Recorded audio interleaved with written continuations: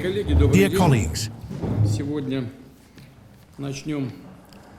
today we will begin a series of special working meetings during which we will analyze the key parameters of the next state armament program. Its implementation period spans from 2027 to 2036. During this time, it will serve as the primary guideline for the development of weapon systems for the entire military organization of the country, that is, for our armed forces, other troops, and military units within special services and agencies. As the most important tool for shaping their new quality in the already fourth decade of the 21st century. Let me remind you that in April of this year, we discussed how to increase the volume of supplies and enhance the effectiveness of the use of weapons and equipment to accomplish the tasks of the special military operation.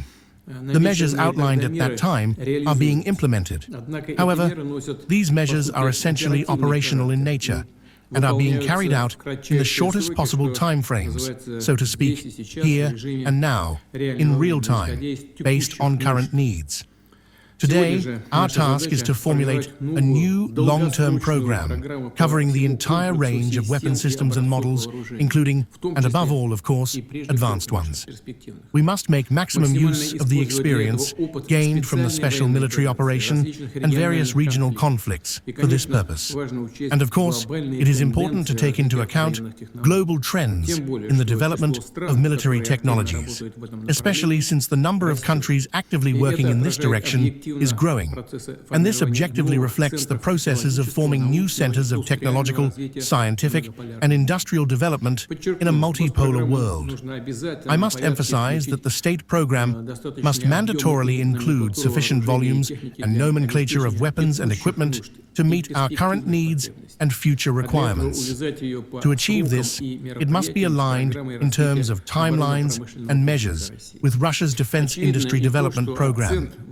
It is also obvious that the focus of the new state program should be on the creation of the most advanced weapon systems.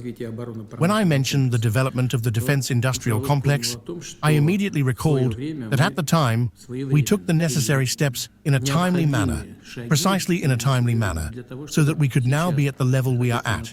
Yes, with certain known issues and problems, but still at the level where we stand. That is, we acted in a timely manner. When was that? About 10 years ago, right?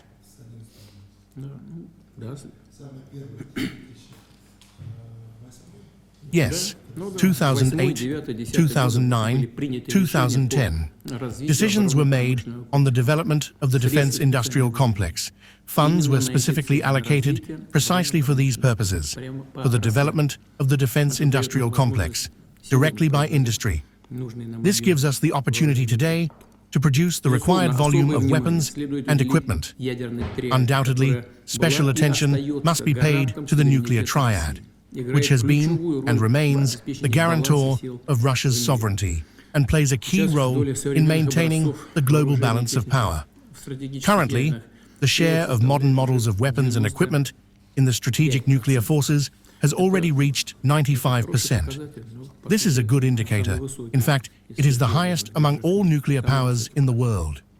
Based on the experience of the special military operation, aviation of the aerospace forces makes a significant contribution to the destruction of enemy targets. Therefore, the state program being formulated must include a set of systematic and consistent measures for the development, procurement, for the needs of the Russian armed forces, modernization, and repair of aircraft and airborne strike assets. At the same time, ground forces remain the dominant force in conducting modern military operations of any scale and intensity.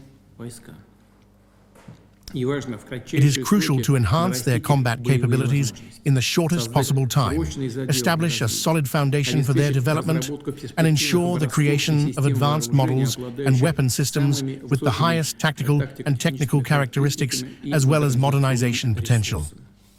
And of course, the new state armament program must serve as an effective tool for implementing the recently approved development strategy of the Russian Navy through 2050.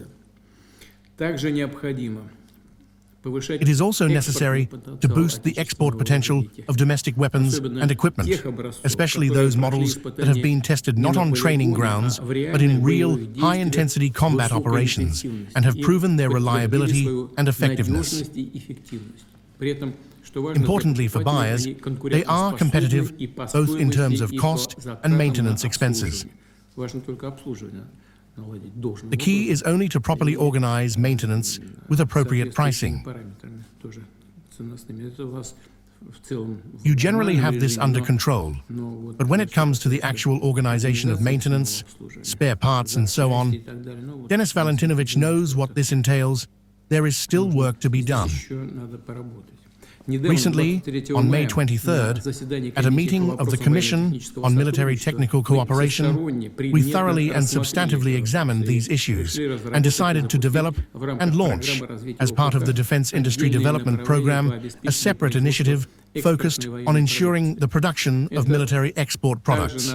This must also be mandatorily taken into account in the new state program. Let me reiterate, of course, the program must set the benchmarks for shaping the long-term production plans of defense industry enterprises. In recent years, with state support, defense enterprises have multiplied their production volumes, and this potential must be used prudently. A well-considered personnel policy must be implemented, while the Ministry of Industry and Trade and the Ministry of Defense must look ahead and consider how, if necessary, to keep enterprises occupied with civilian production. We have been working on this for a long time, at least 10 years now. Overall, the situation is within the required established parameters, but given the current needs of the armed forces, there is, of course, some shift in priorities. Nevertheless, it is absolutely essential to think about this, and not just think, but to develop concrete plans. I am referring specifically to diversification plans, which we have discussed many times. As I said, there is already sufficient experience in this area. And of course, the measures of the state program must be clearly coordinated with defense plans and the development of the armed forces, with economic mobilization plans and other strategic planning documents. Finally, the last point I would like to emphasize. It is crucial to calculate the needs in advance and begin preparing the infrastructure for deploying new weapon systems, including bases, arsenals, airfields, and so on. The financial resources required for the construction and modernization of such facilities must be explicitly allocated as a separate line item in the program. I know I keep signing these documents when they come in, certainly not out of good circumstances, when officials request to shift these expenses to other, seemingly more critical budget lines. But what does this lead to? To situations where new weapon systems appear, only to end up standing in an open field, demanding accelerated modernization and additional spending. Let's begin.